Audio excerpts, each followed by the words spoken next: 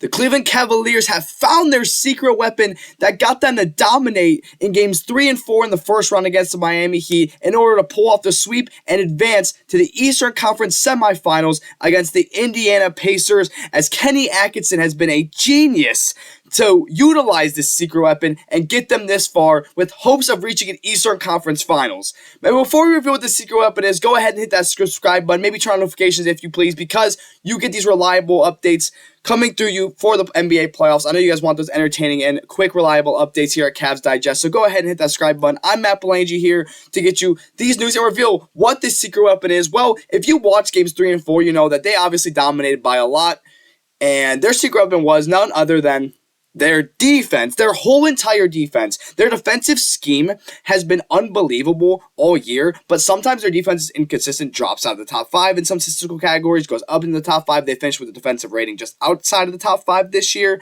And in games 3 and 4, well, yes, they won those games by a lot, but they didn't even allow close to 100 points, really. And at this, where we are in the NBA currently, that is like insanely impressive. I mean, this team celebrates a well-deserved sweep, but their defense has been incredible. And how did they get there? Well, it comes from their defensive scheme. So I'm going to break this down for you. I don't have video footage of this exact scheme, but I do want to show you this block that happened against the Heat. So if you kind of get to see some parts of the scheme that happened there. So one big part about the Cavs defense, they love to, if they're playing man-on-man, so they play like a man zone, right? They have Mobley and Jarrett Allen kind of pinch out to the corners. Once the ball goes corner, whoever's on the wing likes to drop and be as aggressive as possible and force those guys to the sideline, get up in their face, and try to force turnovers. If a man gets towards, so they have like Mobley and Allen go by the dunker spot and in between the corner and the dunker spot. They have them kind of set up on the dunker spot. When a on-ball defender kind of breaks, let's say Donovan Mitchell is guarding Tyler Hero, and Tyler Hero gets past Donovan Mitchell, they'll have Mobley pick him up, or Jarrett Allen pick him up, whatever side he goes to. This will just completely suffocate the offensive player, and if they reset, what will happen is the zone defender will pick up. So if they pass for a rotation, let's say Tyler Hero resets, now Mitchell gets back on Hero, and they switch back, they'll have whoever is closest to the wing, they'll have them help over by Hero until Mitchell can get back. So basically they just kind of scramble and they get really, really aggressive on offense and they switch a lot. They play over on screens as much as possible. And if you see here, this are the defensive stats. This is what really, really impressed me about the Cavs' performance is in Game 4, look how many turnovers they forced. They forced 19 turnovers. They were able to score 28 points forcing on turnovers. They were just unbelievable. I mean, this was an unbelievable game. 15 steals.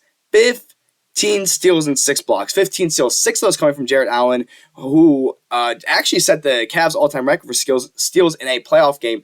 And that's someone who really just plays help defense and block shots. But no, he does it all on defense. And you're going to see here, I mean, this man was just all over the place. Look at that read by Jarrett Allen. Again, you get to see the aggressiveness playing on ball. They like to get aggressive. Look, so you saw Jarrett Allen was able to quickly pick up and on Morrell's guy and then poke the ball free. Again, Jarrett Allen picks up, plays high, and gets a steal. Now, so Jarrett Allen gets the switch and is able to play on the perimeter as well. Again, picks up as high as possible. That's just a poke from behind. Good transition play there by him. And that was just an unbelievable performance by Jarrett Allen with his hands forcing. But you saw in a couple of those clips how he was on maybe a smaller guard or a small forward. That's a simple switch where he just plays as much defense as possible until the original defender is able to switch if he is at all. And on screen specifically, they'll just kind of hedge high and they'll go over every screen. Because if they go under, that could allow you to kind of get stuck and the offensive player could just blow right by you. But if you go high in the screen and just really get in the offensive player's face, it has worked really, really well for the Cavs. And I'm hoping that they continue to utilize that. Max Strus's defense, another thing that I want to highlight from him is that when the ball is in the corner, let's say he is on the wing or the deep wing or the corner, he forces the guy towards Jarrett Allen and Evan Mobley, which puts him on a collapse where Evan Mobley is able to pick up and just pinch the the offensive player, and they literally can't go anywhere except to the baseline. When they are on the baseline, you are basically trapped. You have to pass out or you have to try to reset. When the ball is in the corner, you don't have many rooms to go. You don't have much room to go except towards the baseline or in the middle, but they have other defenders there that are going to cut it off. This defensive scheme by Kenny Atkinson has just been unbelievable all year, and it's really, really hard for teams to score on this, and that's why I say that they found their secret weapon, because this has been an offensive powerhouse, a team that's able to shoot the lights out, a team that has just looked unbelievable on the offensive side, especially the three-point shooting, their playmaking ability, their run and gun, push and transition. Let's get a rebound, go. Let's run at the defenders. Their offense has been really, really impressive all year. And yes, they've shown a lot of great defensive performances. Mobley's on the screen. I'll talk about him here in just a second. We've seen a lot of great defensive performances, but trying to see consistent defense is one thing that is a key to victory, which we saw in most of the games on their biggest win streaks of the season, and we just saw it in games 3 and 4. And that's what's super impressive about me. Evan Mobley, the Defensive Player of the Year winner. What's most impressive about him is we were a little worried going into this year if he could handle big men in the post. It looked like he was, maybe not big enough, like body size wise. It looked like he was, maybe a little too thin, and he was getting body down low. But he's really, really improved that. I mean, his verticality and his ability to step up and help at a higher, maybe even the perimeter. He guards guys on the perimeter. It's super, super impressive to see. Obviously, Jarrett Allen, who I showed those highlights of, able to get 6 steals and block shots. I mean, it is so impressive to see what Evan Mobley has done this year. This Cavaliers team, just the fact that they have 5 guys that can guard the perimeter as of right now. I mean, Jarrett Allen was getting strips on dudes that were on the ball or passing to the high post of the 3-point line. And Evan Mobley, Defensive Player of the Year, well-deserved. Just able to just pick up anywhere on the court. He goes over screens. He hedges on screens well. He switches on screens if he has to as well. I mean, he guards 1 through 5 at a very highly efficient level. And it has just been so, so good to see what this team is capable of doing. Darius Garland was out in games 3 and 4. And I know there's going to be some questions if the Cavs are better without him. And I want to shut that narrative down as soon as possible. Because no matter what, the main focus is going to be how consistent can their defense play.